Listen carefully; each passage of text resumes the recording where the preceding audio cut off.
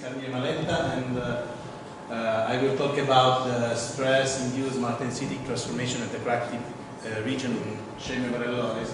And in particular, I will talk about the effects of temperature on this mechanism. So the outline this slide shows an outline of the presentation. I will start with a very quick overview on nickel titanium-based shale member alloys. Then I will talk about aim and motivation, which are related to fatigue and fracture properties of shale member alloys, and then materials and experiments and results and final conclusions and future works. So the nickel titanium shale member alloys are well known for their special functional properties, namely pseudoelastic effect and chain memory effect.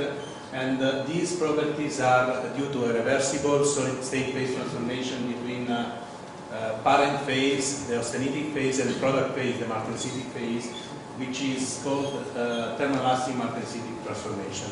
So, as well known, these materials, thanks to these unique properties, coupled with the good mechanical performance and biocompatibility, these kind of materials are currently used in several application fields, but maybe the most important application are now in the fields of medicine, where above all they are mainly used in the cardiovascular surgery, where they are currently employed for the realization of, for example, stents and embolic protection filter and so on.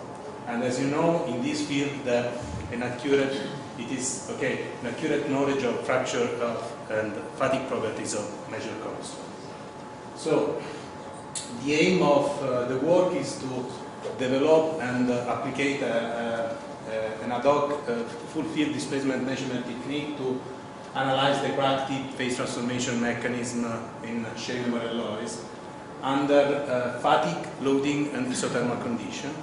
And the motivation is related to the fact that mechanical behavior of shale member alloys are significantly different with respect to common engineering alloys due to the stress and thermal induced phase transition mechanisms.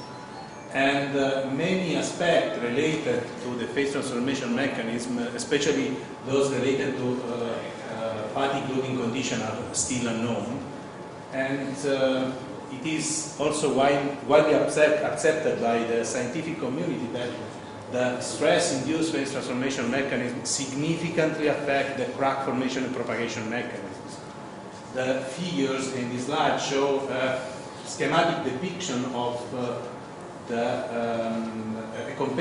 schematic comparison between the stress field and the stress distribution at the crack tip.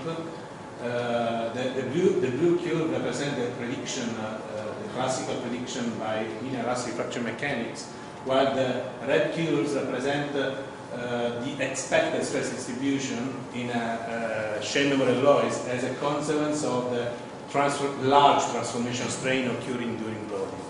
So it is a pseudoelastic shale member alloy, exactly the kind of alloy which is used for example, for the manufacturing of cardiovascular stents. So within this context, we have carried out some research activities in last years, and in particular, we have developed analytical models to predict both the extent of the crack tip stress distribution as well as the stress distribution at the crack tip, and we have also compared the results of our models with some X-ray microdiffraction measurements. And we have also carried out some experiments, and in particular, we have recently carried out some thermographic analysis to study the temperature evolution at the crack tip under fatigue loading. This is the results of collaborative research with the University of Messina, and we have analyzed the local temperature variations, which are mainly attributed to the thermal effect of the direct and reverse martensitic transformation occurring during loading and unloading. We have also carried out numerical simulations to better understand the local effect, but there are some open issues, and in particular, the aim of this work is to better understand the effects of temperature as the figure show, in particular this figure show a comparison of the stress distribution at the crack tip for two different values of the testing temperature. And as you can see, there is, okay, the figure reports the results of our analytical model together with a comparison with the final climate results. And as you can see, there is a marked effect of the temperature in terms of both extent of transformation region as well as of the stress distribution. And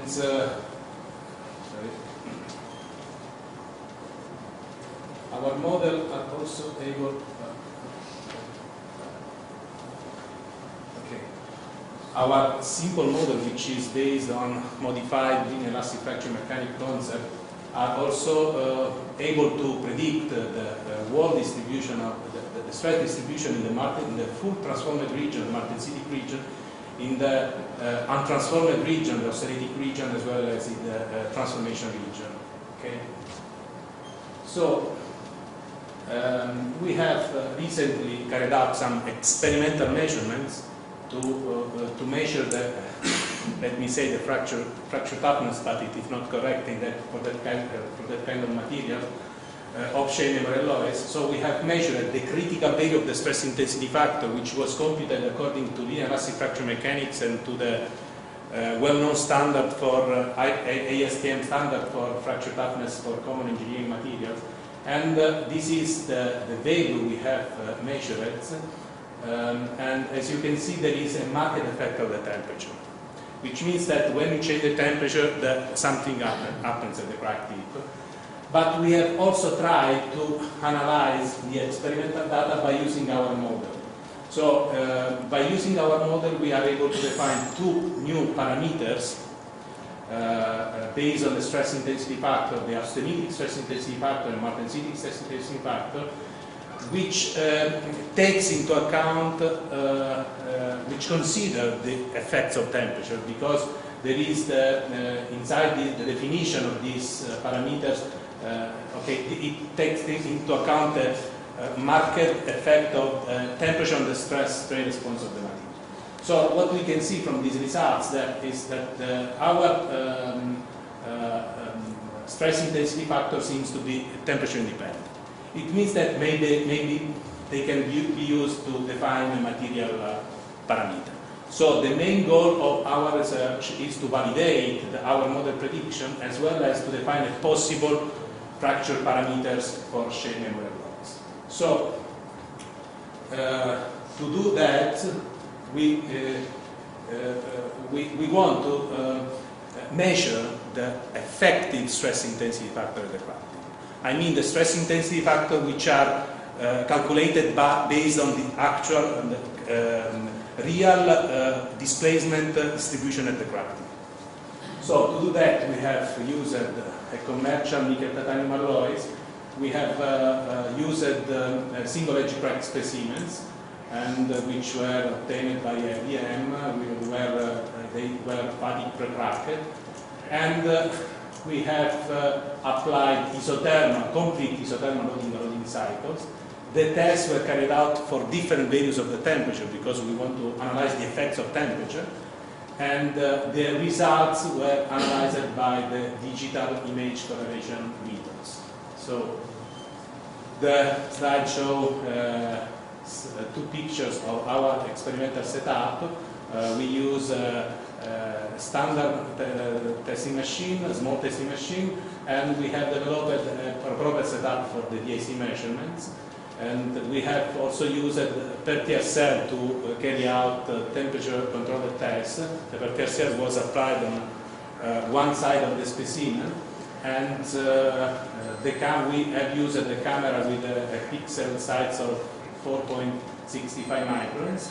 And we have also used a microscope, an objective microscope, to obtain a good resolution of the results. So, based on the displacement measurement, which were calculated by using a DIC procedure, which is developed in the MATLAB software package, we have calculated the effective stress intensity factor by a fitting procedure of the displacement field by using the William expansion series, as you can see from this slide. We have considered the first term, including which take into account the effect of the mod 1 stress intensity factor. We have also included the T-stress term and also the rigid mode motion. The figures show a comparison between the experimental results concerning the vertical displacement of the specimen, the specimen along the loading direction, and the data obtained, the results obtained by the regression method, and a good agreement is observed. But there is still an open issue here, which is the assumption we have made on the elastic modulus of the material. Stress-induced transformation occurred at the crack tip, which means that the material changed from austenite to martensite, and the martensitic structure has a different, is characterized by different elastic properties with respect to austenite. So in this work, we have assumed a constant value for the shear modulus of elasticity, which is equal to austenitic phase. Okay, so not important. Okay, it is an animated figures, but it is not important. So the slide shows some result concerning the strain distribution as a function of the temperature. In particular, these two figures were obtained by the DIC method, and they show the strain distribution for two different values of the temperature. The first one is for 300 Kelvin, and the second one is for 350 Kelvin. And also the contour, which is relative to a total strain deformation equal to 1%. This value corresponds more or less to the elastic limit of austenite, which means that this contour can be also regarded as the transformation contour.